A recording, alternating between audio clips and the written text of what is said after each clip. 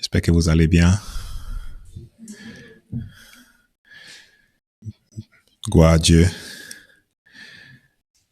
C'est un temps particulier de ces moments. On a les matins très froids, mais l'après-midi très beau. On commence mal, mais on termine bien. Gloire à Dieu. Alléluia. Faut juste profiter, parce que on est en Lorraine quand même, ça va changer. J'aimerais que nous regardions un texte dans le livre des Actes. Actes chapitre 2.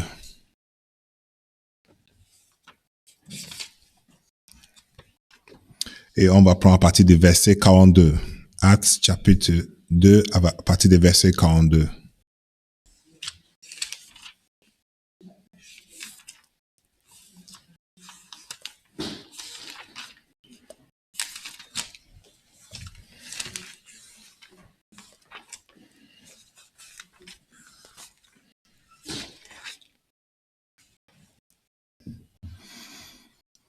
Donc on lit: ils persévéraient dans l'enseignement des apôtres, dans la communion fraternelle, dans la fraction du pain et dans la prière.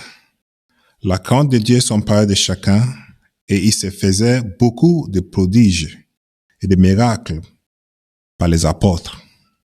Tous ceux qui croyaient étaient dans le même lieu, et ils avaient tout en commun.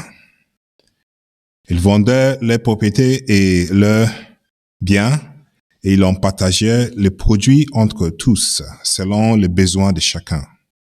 Ils étaient chaque jour tous ensemble assidus au temple et rompirent les pains dans la maison et prenaient leur nourriture avec joie et simplicité du cœur, louant Dieu et trouvant grâce auprès de tous les peuples. Et le Seigneur ajoutait chaque jour à l'Église ceux qui étaient sauvés. Amen. Amen. Donc pour la rentrée, comme si nous aussi on a à l'école biblique, pour la rentrée de septembre, on a choisi cette grand titre, la croissance de l'Église. La croissance de l'Église. Et cette croissance va prendre deux parties. Ça veut dire la croissance spirituelle et la croissance physique. Parce qu'on ne peut pas seulement se baser sur le physique sans faire attention au spirituel. Et on ne peut pas seulement aussi parler des choses spirituelles sans rien qui se passe physiquement.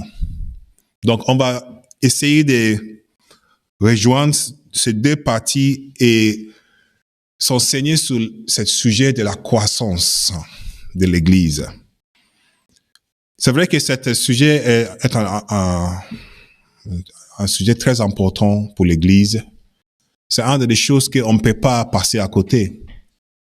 Pourquoi? Parce que si l'Église ne grandit pas, l'Église mourrait. Je ne sais pas si vous avez cette chose en français, mais en anglais, on dit l'arbre qui ne pousse pas meurt. Quand l'arbre ne pousse, mais il meurt. Et dans nos vies, on voit la même chose. Quand un bébé est né, le bébé est tout mignon, on aime trop jouer avec les bébés. Mais je ne pense pas qu'on veut que le bébé reste bébé toute sa vie, n'est-ce pas? Le bébé doit grandir. Et c'est la même chose pour nous aussi, en tant qu'Église. Et d'ailleurs, pour ceux qui connaissent un peu l'histoire de cet endroit que nous appelons nos églises, il y a des années, ils n'étaient pas là. Ils étaient dans une autre ville. Et l'histoire nous dit, par la grâce de Dieu, ils ont eu au cœur de changer, de grandir. Et nous voilà aujourd'hui, le fruit de ces temps qui sont priés, qui se met comment dire, ils cherchaient à grandir comme une église. Et nous voici aujourd'hui, on s'est dit, mais nous aussi, on veut grandir encore. On ne veut pas rester seulement dans cet endroit, on veut aussi avancer. Et je pense que c'est seulement l'Esprit de Dieu qui peut nous pousser à avoir cette pensée. N'est-ce pas? Si l'Esprit de Dieu est en nous, ça nous pousse à chercher toujours, à faire quelque chose de plus grand, à aller plus loin avec notre Dieu. Amen. Mais parfois, quand on entend cette expression, la croissance de l'Église, on se dit, oui, mais la croissance de l'Église, peut-être c'est pour juste les pasteurs. C'est les pasteurs ou c'est les prédicateurs ou c'est pour certains. Et on peut facilement se dire, mais moi, je fais pas partie de cet projet. Ça me concerne pas. Mais nous allons voir que pour que l'Église grandisse, chaque personne a un rôle à jouer. Amen. Et après, on peut se dire, ben non, mais si soit l'Église grandisse ou pas, moi, ça me donne rien, ça me regarde pas, parce que je vais pas avoir rien derrière. Mais on va voir encore que quand l'Église grandisse, quand l'Église croise, nos vies aussi croisent, spirituellement, physiquement. Amen. Parce que physiquement, si un jour, ce lieu est fermé, mais on sera obligé d'aller chercher une autre église. Et peut-être on n'a pas cette joie qu'on avait ici de louer, d'avoir cette connaissance, cette frères et sœurs. On veut plutôt grandir que diminuer. Amen. Donc la croissance de l'église, c'est très important pour nous. Et dans la Bible, il y a plusieurs histoires, plusieurs versets, plusieurs chapitres, plusieurs livres qu'on peut tirer nos leçons sur la croissance de l'Église. Mais je pense que un des livres très importants pour l'Église, si on cherche vraiment la croissance de l'Église, c'est le livre des Actes. Parce que c'est ici qu'on voit même la naissance de l'Église même. Si on voit comment l'Église était née, et on voit comment elle a grandi, et comment elle a survécu jusqu'à aujourd'hui, on peut savoir comment avancer nous aussi. N'est-ce pas? Ça peut nous dire quelque chose. On peut tirer certaines informations. On ne veut pas on ne peut pas être comme ceux qui étaient en Actes. Les premières églises. On n'est pas les premières églises, mais on peut toujours tirer des leçons de leur vie. C'est pour ça qu'on a regardé cette partie des Actes chapitre 2. Normalement, quand on parle des Actes chapitre 2, c'est pas cette partie qui nous intéresse souvent. Souvent, ce qui nous intéresse, c'est le Saint-Esprit qui descend, n'est-ce pas? Et c'est plus intéressant parce qu'on entend des gens qui parlent en langue et la manifestation, la puissance de Dieu et des choses extraordinaires qui se passent. Et ça, c'est plus intéressant pour nous. Mais ça s'arrête pas là-bas. Amen. La manifestation du Saint-Esprit ne s'arrête pas seulement un jour. Ça continue et c'est la continuation qui nous concerne. C'est la continuation, c'est le progrès, c'est ce qui vient après. Parce qu'on peut dire, oui, je suis sauvé. J'ai Christ dans ma vie, je suis baptisé. Peut-être je parle en langue, ou j'ai prié et les gens sont guéris et je vois Dieu manifester dans ma vie. Gloire à Dieu pour tout cela. Mais après ça, c'est pas la fin. La vie continue. Et comment la vie va continuer pour nous si le Seigneur n'est pas encore revenu? Amen. Donc la croissance, c'est important pour nous. Soit en famille, soit personnel, soit dans l'église, soit même dans un pays. La croissance de l'église est importante. Parce que même aujourd'hui, la France peut être aujourd'hui ici parce qu'il y a certains qui prient pour ce pays, n'est-ce pas? Il y a certains qui prient pour les précédents, même s'ils n'est pas croyants. Mais il y a des chrétiens qui vont sur les genoux, jour et nuit, qui prient pour ce pays.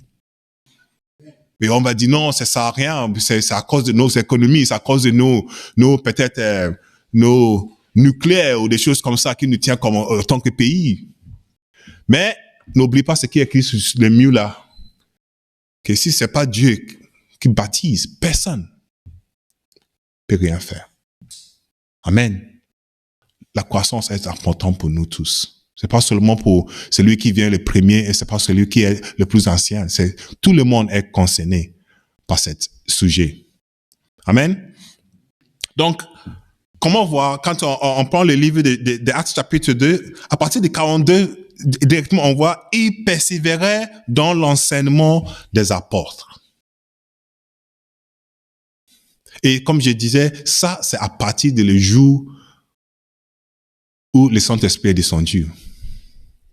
Donc, ils n'ont pas dit, oui, on a fini de parler en langue, on a guéri des gens, on a prophétisé, donc c'est bon, chacun peut rentrer chez lui, c'est la fin du monde. Non.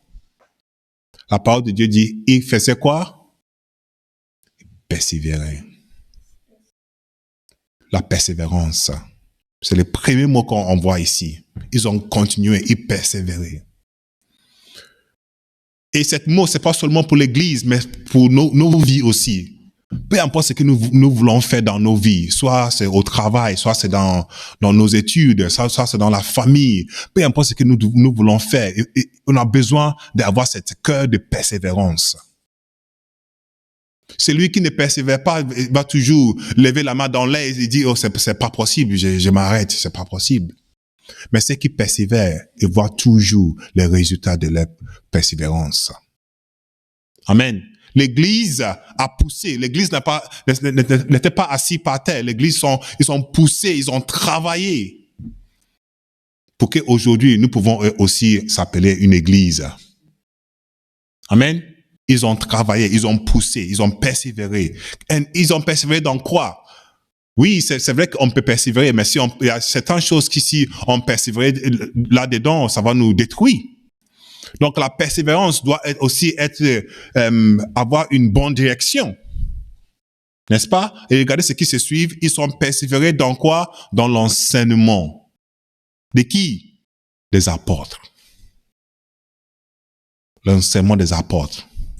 Ok, c'est bien. Mes frères, aujourd'hui, Paul, il n'est pas là. Pierre. Même si on va à Paris, on ne va pas le trouver. On ne va pas trouver aucun apôtre aujourd'hui. Comment on va persévérer dans l'enseignement des apôtres? Comment?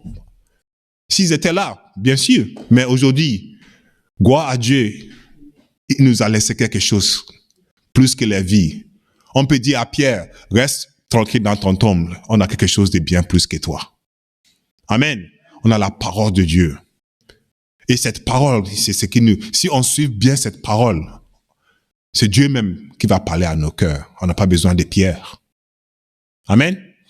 Donc, ils ont persévéré dans l'enseignement des apôtres. Persévéré. Et on peut dire aujourd'hui, si nous voulons voir la croissance dans nos vies, si nous voulons voir la croissance dans nos familles, si nous voulons voir dans la croissance dans nos lieux de travail, dans nos études, dans nos vies, dans nos églises, persévérons dans la parole de Dieu. Qu'est-ce qu'ils proclamaient les apôtres? Ils ne proclamaient pas leur vie. Hein? Ils proclamaient Jésus.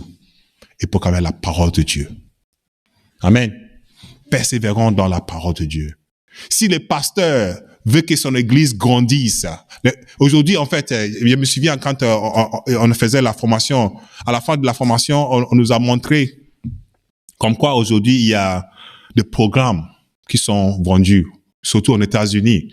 Si tu veux que ton église grandisse, il y a tout un programme qui est construit. C'est comme le marketing. Il y a des vidéos à regarder, des livres à acheter, des formations à faire, juste pour faire grandir ton église. On s'en fout s'ils sont sauvés ou ils sont pas sauvés, ils aiment Dieu ou pas, ils n'ont pas Dieu. Si tu veux que les bâtiments soient remplis, voilà les programmes, tu suis et tu auras il y a plein d'églises aujourd'hui comme ça. Juste pour remplir les bâtiments.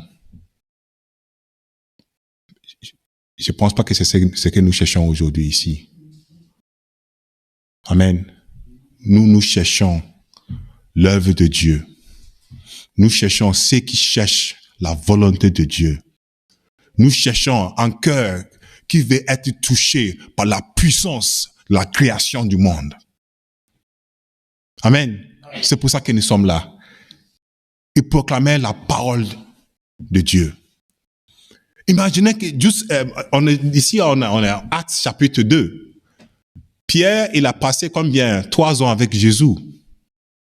3 ans, c'est beaucoup, mais c'est rien du tout. Jésus, il est parti. Maintenant, il doit se mettre debout devant l'église et proclamer la parole. Qu'est-ce qu'il a dit?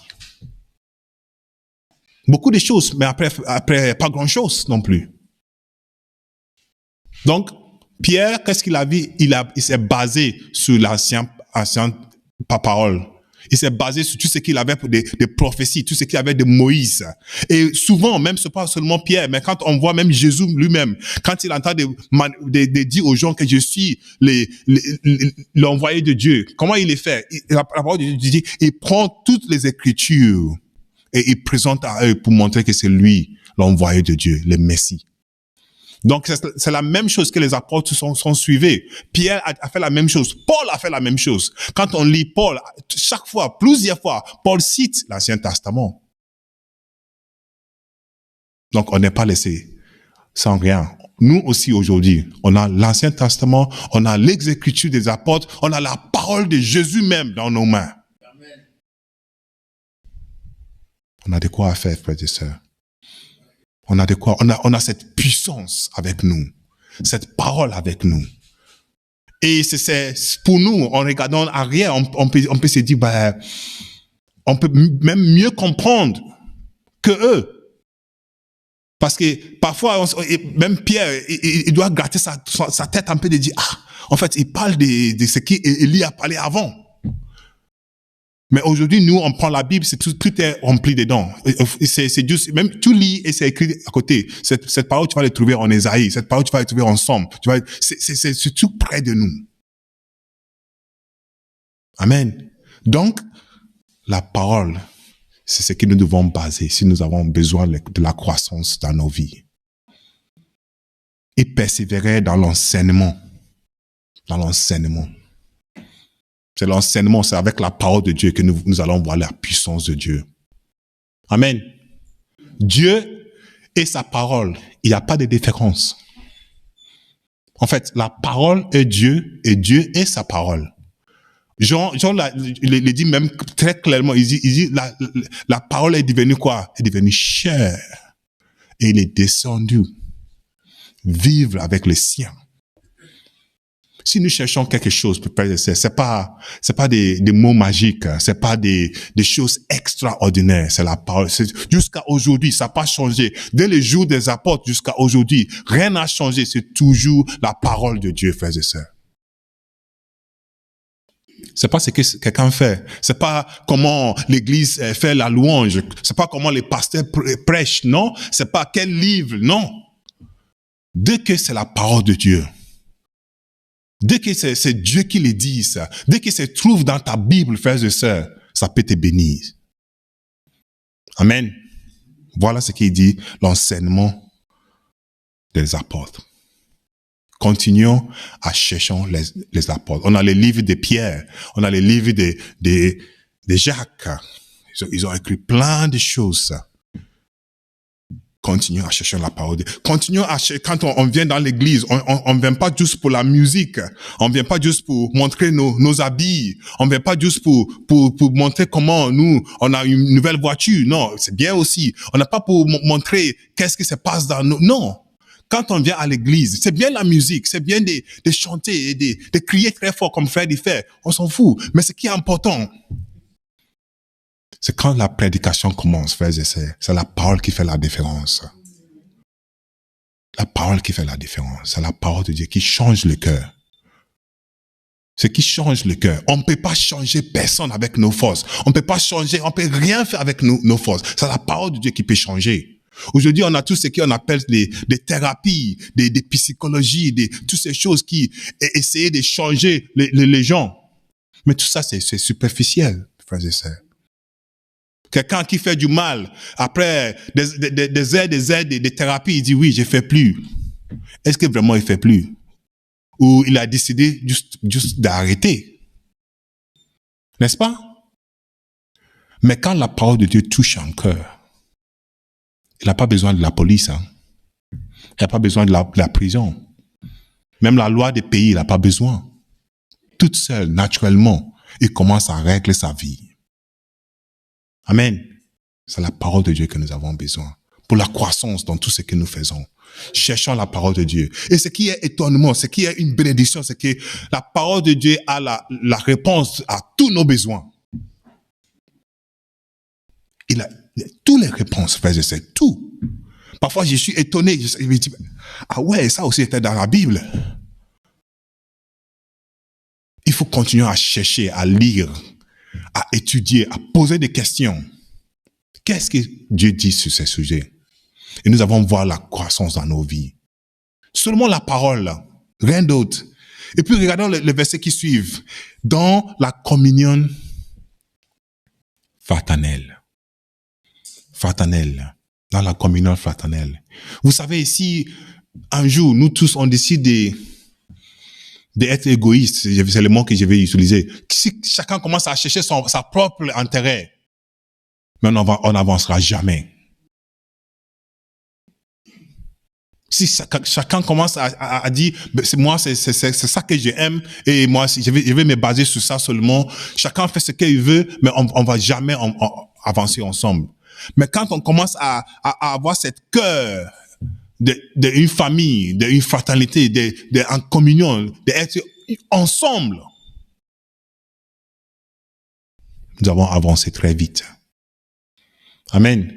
Parce que l'évangélisation, c'est pas seulement pour ceux qui vont sur la rue. L'évangélisation, c'est pas seulement celui qui invite. Mais même nos styles de vie, comment nous vivons à la maison, dans nos communautés, dans le voisinage, dans nos lieux de travail. On est comme une Bible ouverte. Chaque personne peut nous lire. Amen. C'est la communauté, c'est la vie fraternelle, cette communion que nous avons. Chacun, les autres, et avec Dieu aussi. Amen. Donc cette fraternité, c'est entre nos voisins ici et entre Dieu. Si on peut tenir une relation avec les frères et sœurs dans l'église, on peut aussi tenir une relation avec Dieu. Amen. Même si dans l'église, on est tous, on se dit chrétiens et on vient avec un sourire et on est toujours gentil seulement à l'église. Quand on sort dehors, c'est notre histoire. Mais dans l'église, on est toujours ensemble. Et même si quelqu'un marche sur mon pied, comme si on est dans l'église, je vais être gentil. Mais quand on sort dehors, c'est ça une autre chose. Mais il y a toujours cet amour on peut trouver dans l'église, n'est-ce pas? Cette fraternité, on peut le trouver ici. Donc c'est ici que ça commence. Et même ici, c'est pas toujours évident. Il y a toujours les gens qui sont difficiles à vivre avec, hein. Soyons honnêtes. Il y a des frères et sœurs qui sont difficiles à aimer. Même si Dieu aime lui. Seigneur, c'est difficile, lui. Tu casses la tête qu'il a. Il faut l'aimer. C'est pas facile même dans l'église. Mais on est tous en formation. On est tous en train d'apprendre. Et avec les frères et sœurs, si on arrive à faire ça avec les frères et sœurs, on va aussi avancer à notre endroit. Amen. L'enfant qui est grandi à la maison avec des grands sœurs et des grands frères, quand il sort à l'école et il a des gens qui sont plus grands que lui, il n'a pas peur. C'est la même chose aujourd'hui. Au lieu de travail, les gens me disent, mais t'as un bon cœur. Non, j'ai pas un bon cœur. Parce que ce que je vois ici, j'ai vu pire à l'église. C'est pire. C'est pour ça que je peux comprendre. Amen. La fraternité, c'est important. Ceux qui viennent des grandes familles, ils apprennent à partager. Ils apprennent à donner. Ils apprennent à servir les uns les autres, n'est-ce pas? Parfois, j'entends les gens qui disent, moi, j'ai quitté l'école pour soutenir mon petit frère ou quelqu'un dans la famille pour aller à l'école. Et il me dit, waouh! Quand on est là, cette mentalité, ça fait nous faire avancer, frères et sœurs. Amen. Donc, c'est important que l'église, les premières églises, a eu ce cœur de fraternité. Et c'est important que nous aussi, nous cultivons cette cœur de fraternité. Même si je me sens pas en forme de venir à l'église, même si c'est difficile, à la fin de la journée, ce sera mieux de dormir un peu à la maison. Mais on s'est dit, si les frères et sœurs vont se réunir, moi je vais être là aussi. Si l'église veut prier ce soir, moi aussi je vais aller, même si c'est difficile d'ouvrir, je vais là-bas et je dors par terre, ben je suis avec eux.